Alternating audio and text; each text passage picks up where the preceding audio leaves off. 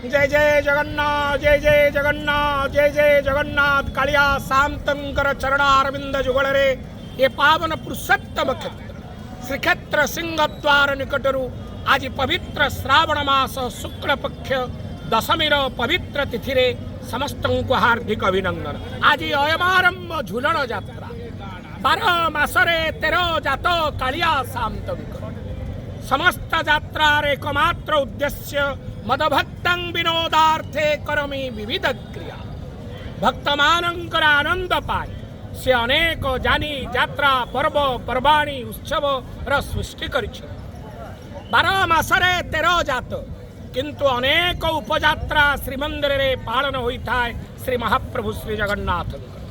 आज पवित्र श्रावण शुक्ल दशमी तिथि आज ठारू अयम आरंभ भाद्रव कृष्ण प्रतिपद पर्यंत 7 दिनात्मिक आज ठारू 7 दिन पर्यंत महाप्रभुंकर श्रीमंदिर रे झूलन यात्रा अनुष्ठित हब।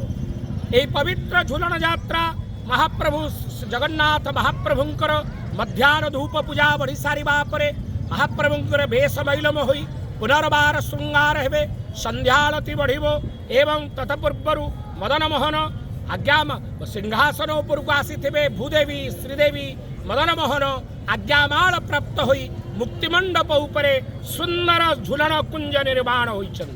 जो झूलन कुंज 16 जरी जंबुरा विविध प्रकार कारू कार्य द्वारा कौशल द्वारा निर्माण होइछि। यहाँ को प्रावृट रास बिली कहा जाए।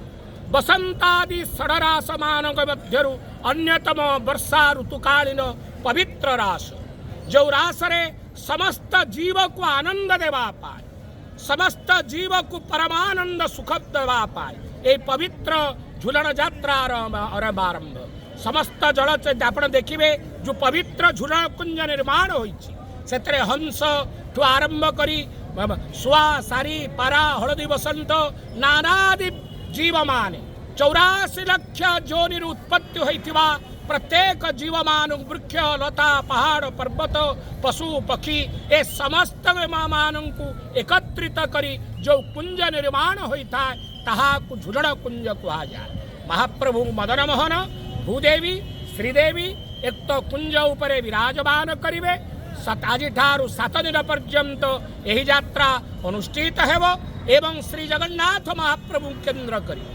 प्रत्येक मठ बाड़ी घर गृहस्थी ये पवित्र झूलन यात्रा अनुष्ठित होता है। ओडिशार पुरपल्ली रे मध्य पवित्र झूलन यात्रा रे महाप्रभु को समस्ते दर्शन करी कृतार्थ होइथांती।